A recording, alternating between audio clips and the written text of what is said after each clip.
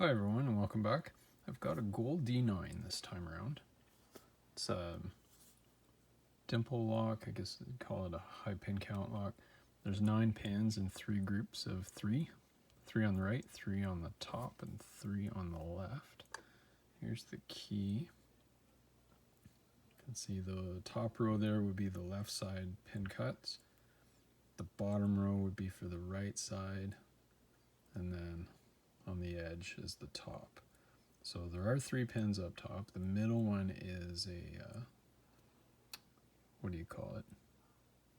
A high cut, I guess.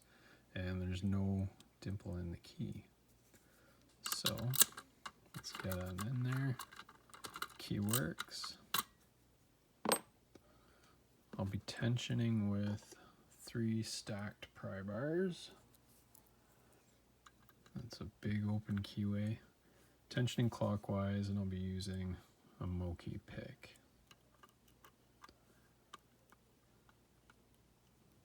Alright. On the top, pin 1 is binding. Good kick there. Some counter rotation. What do we have here? Right side pin 2 is binding. Click on that. Feels loose. Pin 1 on the right is loose. Pin 3 on the right is binding. Got a little click. Pin 3 on the left is loose. 2 on the left is binding. Got a click. 1 on the left is binding. Got a click. 2 is binding again on the left. Got a click. 3 on the left is binding. Got a click. Back to 2 on the left. Got a click out of that. 1 on the left. Got a little click there. Left side feels okay. Right side 3 is loose. Right side 2 is loose. Right side 1 is loose. Back to the top. 1 is loose. 2 is loose. 3 feels like it's binding. Nope, 3 feels loose. 2 feels loose. 1.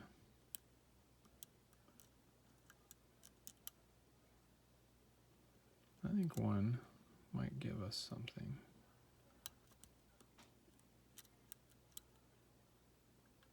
No, maybe not. Okay. Back to right side 3.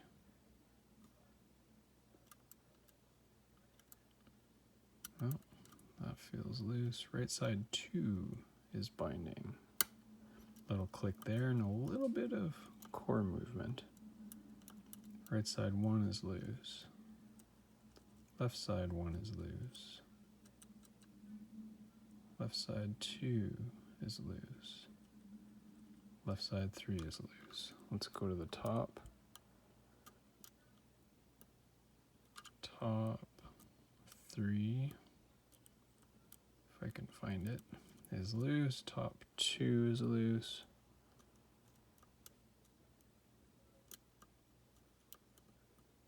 Top 1 is binding, I think.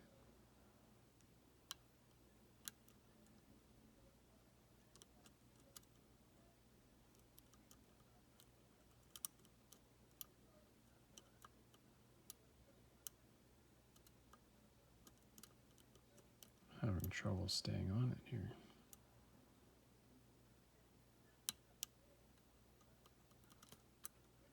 Well, maybe it's loose. There we go.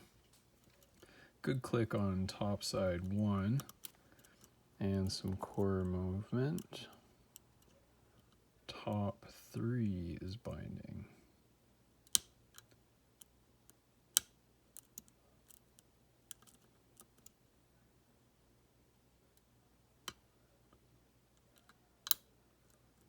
Come on.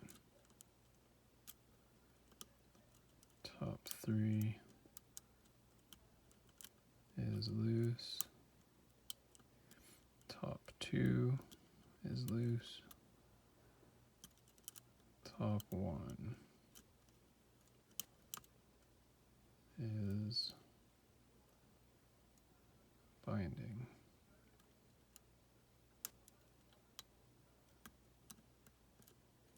Or is it? No. Okay. Right side 3,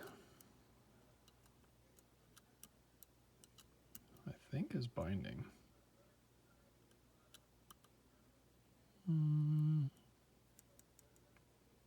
Yeah, I think it's binding. No, maybe not. Top side, sorry, right side 2 is loose, right side 1 is loose. Back to the left. Left 1 is loose, left 2 is loose, left 3. Must be one of the top pins holding us up. 1, 2. Top side 2 is binding.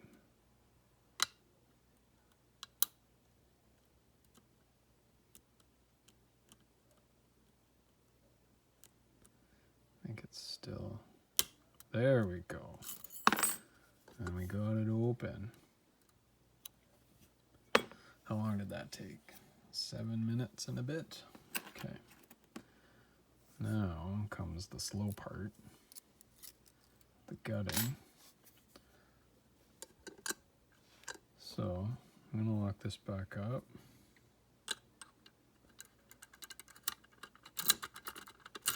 Get this out of the vise. Now,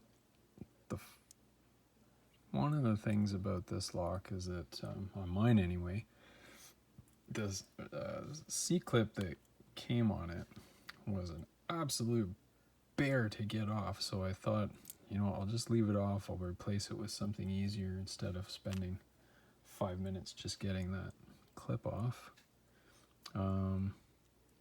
We'll take the whole thing apart, but let's start with the right side pin stacks.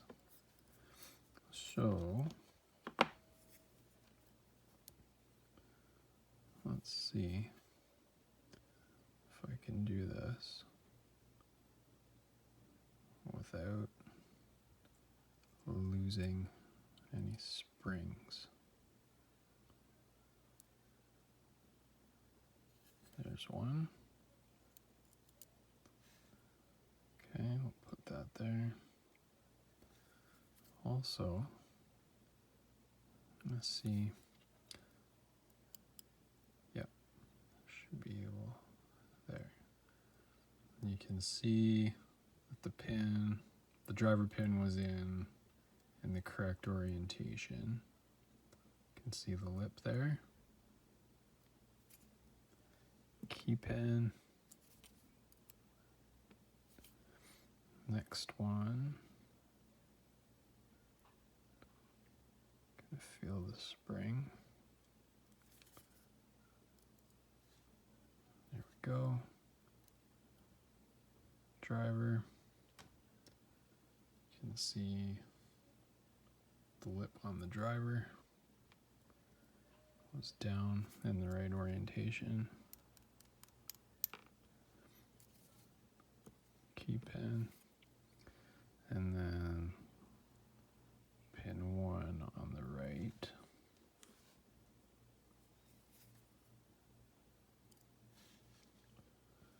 go. Driver. Now this driver is a standard. No lip on that. And the key pin. So that was pin 1 on the right, which was the 0 lift, which I think is why that driver doesn't have any sort of feature on it. Let's go to the top.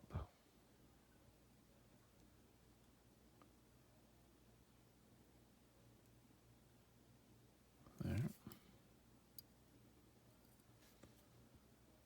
Top one.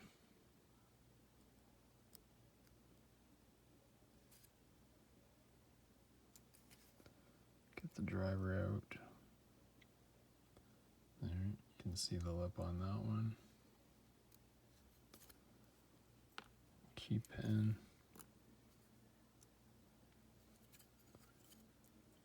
Second one.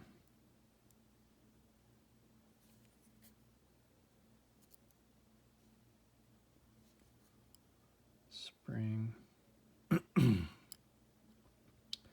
Driver. You can see the lip on that one.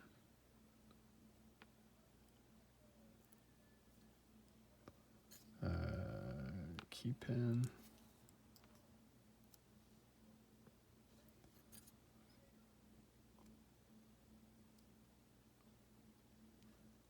Top pin 1.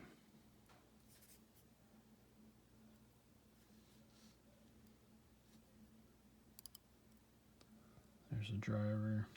Now this driver has a little bit thicker lip on it than the others. Interestingly. There's the key pin. Let's do left side. Spring. Driver. Can you see? There's a lip on that. There we go. Key pin. Spring. Oh, almost lost that one. There. Driver. Can see the lip. I think I almost went out of frame there.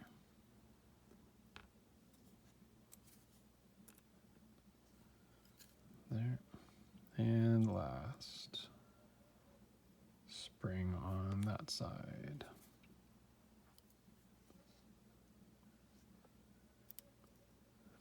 There's the driver. And the last key pin. There we go. Okay, so for the core, we're gonna take it out. There's a couple ball bearing detents. I think that just bias the plug for key insertion. And let's get this clip off, which is way easier than the factory one. Something to note, I don't know if mine is unique in this regard, but this part of the tail piece right here caught on the brass when I was trying to remove the core or remove the plug from the cylinder. There's a rivet that holds the tail piece in place, and I didn't really want to try pounding that out. I didn't want to mangle it, so I just filed this down a little bit so that it doesn't catch on the brass. It makes it a lot easier. It makes it possible, really, to get the plug out. So these two ball bearings, they're going to want to jump out. So I cover the holes with my thumb and finger as I'm easing. That wasn't very easing. As I'm pushing the plug out so that my finger and thumb can catch those ball bearings. There we go. There's the inside of the cylinder. And am I gonna lose the ball bearing? Nope. There's one anyway. And its spring. And then the other side. There we go. Ball bearing. And its spring. Now, let's look at the plug. Can you see the overmilling on those pin chambers? So that's the right side. You can see the overmilling on those. Overmilling on these ones on the top. And then overmilling on the left side as well. And it's a little step there. What else? I think that's it. So there's that. I'm gonna get the camera out of the mount and get a close-up of the pins. So you can see.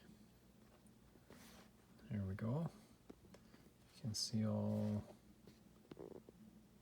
the pins. An interesting thing about these drivers is that they've got a recess in the end.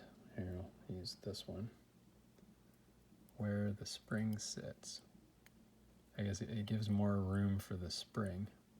They all have that little recess. And it makes it easy to just use pointed tweezers to pull that right out. There we go. Okay, I think that's it. It was a cool lock. It's an interesting pick. First time for me picking a 3-row high pin count. And the feedback was good on this one. The right side pin 1 is a 0 lift, and it had me a little bit confused from the start because it was never binding, and I kind of expected it to. I don't really know why I did. But anyway, I had many oversets with pin 1 until I got the feel for a loose pin and realized that I was my own worst enemy there. Anyway, that's all I've got for you. Thanks for watching. The video's going a bit long. If you have any comments or whatever, post them down below. I'd like to hear from you. Thanks very much. Bye-bye.